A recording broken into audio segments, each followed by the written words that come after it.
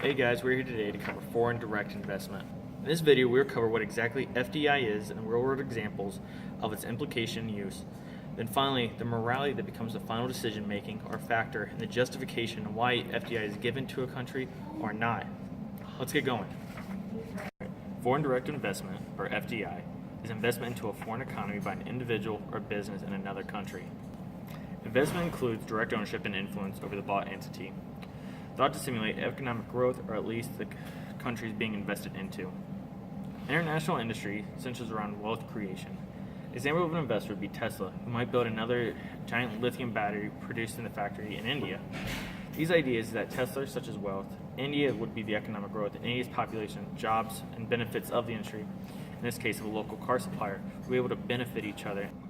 Some causes for FDIs might be that there is a better market overseas for their business. This might be in the form of the cost of labor in that country, or that industrial resources might be closer to that country, just like where they're naturally laying. Foreign legislation also might make it more profitable to operate in a certain country, such as in India, you don't need government approval to open up a single brand retail store.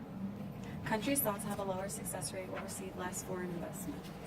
Some regions of the world, like Europe and South America, benefit substantially, while other regions, like Oceania and Africa, receive little to no investments. So the Central African Republic is the third lowest FDI receiving country, above only Kiribati and Micronesia. It only got $3.5 million in 2015. The FDI is increasing in a lot of African countries, but not in the Central African Republic. They really need FDI for development, and they've opened their policies to try to get more of this, but they just can't seem to attract investors. Some of the problems that are holding them back is that they're lacking infrastructure, they're lacking a skilled labor force, and they have a lot of political instability and poor business climate, so it's just not attractive to investors. Some people recommend that they work on hydroelectric power exportation to help build their economy, and also that they improve their politics. They have issues with not having a skilled labor force to develop and manage a hydroelectric power system. Bhutan is the fifth lowest FDI receiving country. It only received $5.8 million in 2015. It's a developing country, but its FDI is low compared to others. The reason why its FDI is so low is because it's a small country. It has a mountainous geography because it's in the Himalayas, so it's landlocked and it's difficult for them to build infrastructure for trade. That's its big issue. It also has a small workforce. Its trade and industrial policies have held it back. They had issues with it being too difficult to convert its currency. They set a high minimum capital commitments for investors, which was probably a deterrent. And their policies have been time-consuming, and it irritates the very companies that they're trying to attract into their country. But the problem with Bhutan is complicated. An American image scanning company called Sand Cafe stopped hiring more workers because they had issues with transporting their staff. They also couldn't find enough suitable applicants to work for their company because they're lacking that skilled labor force. Bhutan is trying to protect its culture and its environment, so they've been making sacrifices in their economy. For example, they've had requests for mining by outside companies in their mountains, and they have turned those down even though that would improve their economy. Bhutan is an example of a country with a low FDI that has been slowly increasing. So in 2015, the highest FDI receiving country was China. They received $128.5 billion. That's higher than Hong Kong, the United States, the United Kingdom, or Singapore. Together, Hong Kong and China attracted 2.5 times more foreign direct investment than the United States in 2015.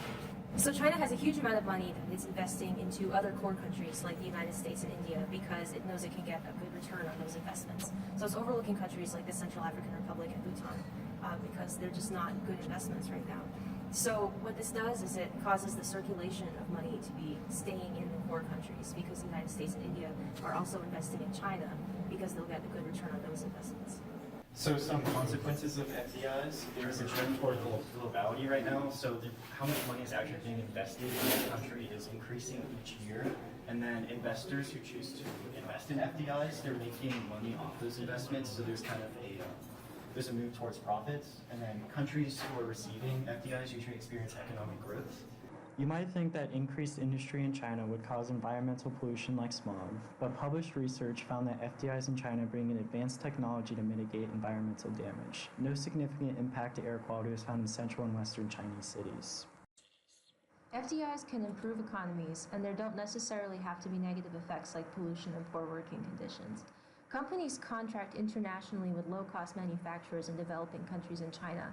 Depending on the country, local laws might not protect factory workers from labor exploitation, But two major athletic shoe companies have implemented their own ethical code in Chinese factories which improved working conditions. But workers in factories do remain vulnerable to exploitation without company protections.